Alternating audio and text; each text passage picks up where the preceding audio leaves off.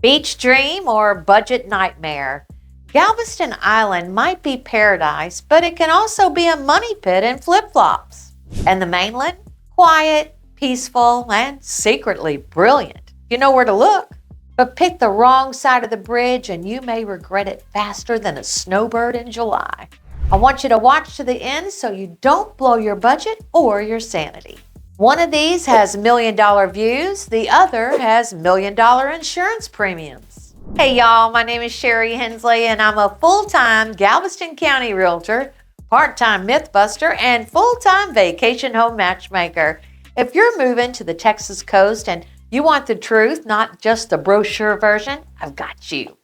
I've helped retirees, families, second home buyers, and yes, even one guy who bought a house just for his fishing boat. No judgment here. What you're going to learn today: the cost realities of both sides, insurance breakdown, TWIA versus traditional, lifestyle differences, golf carts versus garages, traffic, storms, commutes, noise, who on each side is really for. And I'll share a few real stories that'll make you laugh or cry or both. Galveston Island has a median price range for a nice home near the seawall or mid-island, somewhere between $450,000 to $800,000. Beachfront's going to be $1 million plus, easy. Historic district, gorgeous, but they can be fragile and expensive. TWIA, Texas Windstorm Insurance Association, windstorm insurance will be required separate from your homeowner's insurance. Flood insurance is going to be required in most zones, and remember, Galveston is an island. And salt air maintenance, it's no joke. You'll repaint railings like it's a seasonal hobby. I had a client buy a charming 1920s cottage near the Gulf. 3 weeks later, she called me crying. Her TWIA quote came in at $7,900 a year, and it didn't include flood insurance. We moved her to a raised home a few blocks in with vents and hurricane straps, and her insurance dropped in half. Now she calls me her financial life raft. TWIA, because who doesn't love paying double to maybe survive a thunderstorm? Now I want to talk about the mainland, areas like Texas City, Dickinson, Santa Fe, Seabrook, Clear Lake, League City. They're going to offer more house for the money than living on the water. You're going to find 3 to 4 bedroom homes with big yards for $300,000 to $550,000 and up. Lower flood risk areas means no required flood insurance. Now, some policies will bundle wind with your homeowners, depending on the zone.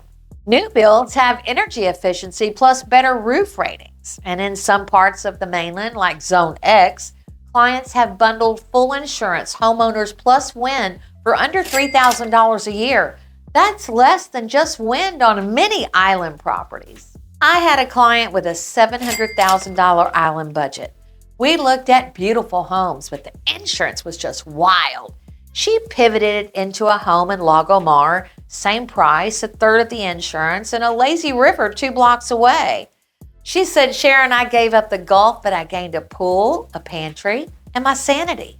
Honestly, I'd trade Gulf breezes for closet space and low premiums too. At 64, I've had my beachy drama phase. Now let's talk about differences versus the lifestyle.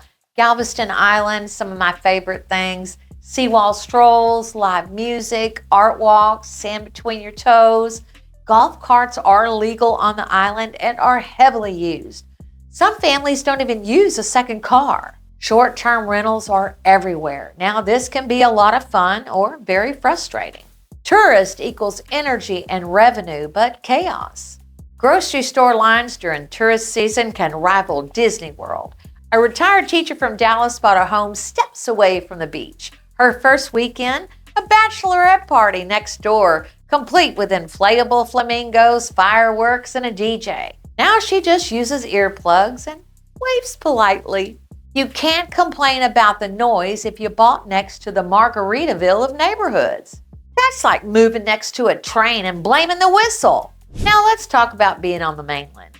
You're going to have more of a neighborhood feel. Now I want you to think lemonade stand, garage sales, lawnmowers, and peace. Drive to the beach when you want, but sleep without the boom, boom, boom music. Local events are smaller but more community driven. You're going to see more big 3-car garages, big pantries, real driveways, and no tourist traffic snarls.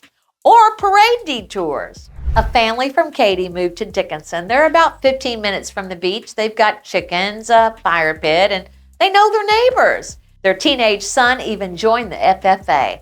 That's the kind of lifestyle they didn't expect, but they loved. Some people want fireworks, some people want fire pits. Both are valid, but don't confuse the two when you're buying. Now, I want to talk about traffic, commute, storms, and infrastructure. Let's start with the island. There are 3 ways off the island: 45, through Surfside, and through Bolivar. During storm season or spring break, traffic is going to be gridlocked. Grocery delivery? Good luck. Many drivers cancel near the seawall. Older pipes, historic infrastructure equals charm and occasional plumbing surprise parties. Street flooding is a real thing, even just from high tide after a big storm. After a mild storm last year, parts of 61st Street were knee-deep. A friend's car floated into her neighbor's garden. It's now a yard ornament, she joked. Galveston really has 2 speeds. Slow, and you should have left an hour ago. Now let's go to the mainland. Easy access to Houston via 45. You're going to have access all around Beltway 8. You'll have multiple evacuation routes during hurricane season, and many homes are newer builds with storm-rated windows, higher elevation, and newer plumbing. They're less likely to get stuck behind 50 RVs heading back to Dallas on Sunday. If you're the type to panic when Kroger or Randall's run out of toilet paper, the mainland is really going to be your safe haven. Now, who should buy here? Let's talk about it. On the island, do you love the beach? Do you want a short-term rent? Do you thrive on energy and festivals and art walks and people?